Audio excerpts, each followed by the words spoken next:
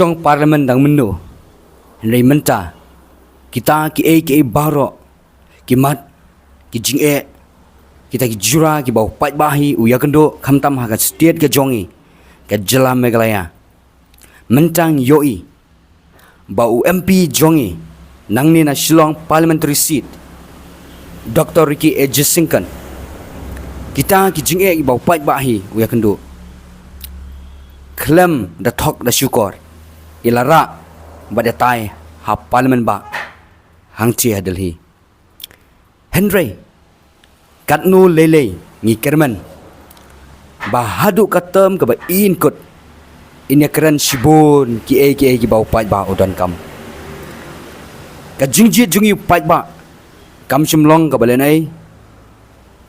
Ha ka bau MP jungi na Shillong. I Dr. Gi Jesingkan. Ko mangitip henen kasngi. Kadang don ke jinga keren. Hang ti ha parliament. Ilai keren ba ilara ya gimat gi jura. Ki baka jela jungi hi barway gimat. Khamtam ha ka baidei ba u doyong. Ila keren. Wat ha ba ke NGT kala ban kit doyong bi an kamsha. Henry wat ha ba kum kata ka poru. Kum kani ka bentaru. Kani ka klem shamla trekam. AA ruem. Namar kidang don pat ki way pat ki bangitip kum ki high level. Wat apa ke jing ban ke jing khang ban khai le ne ket doyong.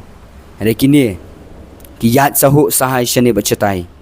Haki surak klem ke jing le rang. Kat bagi pat ba pan. Kidang duk kat bagi pat ba. Ki kerdu kam ki kerdu jam. Kat bagi pat ba pat ki sertok ke jing am ke jongki. Namar ba empat syak banket dan dikai yau doyong. Henry ki wepat kidang ya syakmat.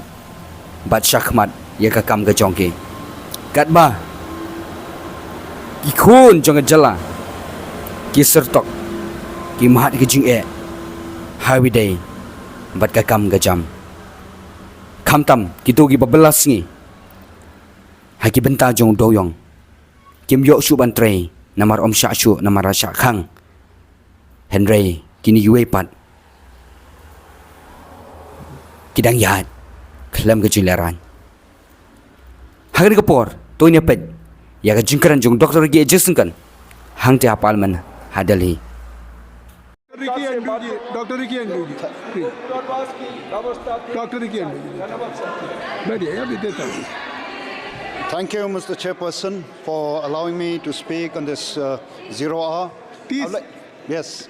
And 30 seconds. Yes, please. I would like to draw your attention to this very important issue, and that is way back in 2014, the NGT banned the mining and transportation of coal in the state of Meghalaya, which is one of the major activity of the people of our state.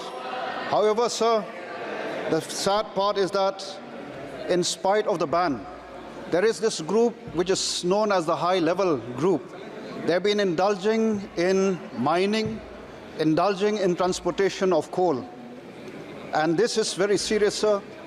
The government of the day in Meghalaya is turning a blind eye to this activity. And therefore, I urge upon the government to take up this issue seriously, either to ensure that the ban is imposed, the blanket ban, or to open so that to allow, the people who have been dependent on this important industry for their livelihood.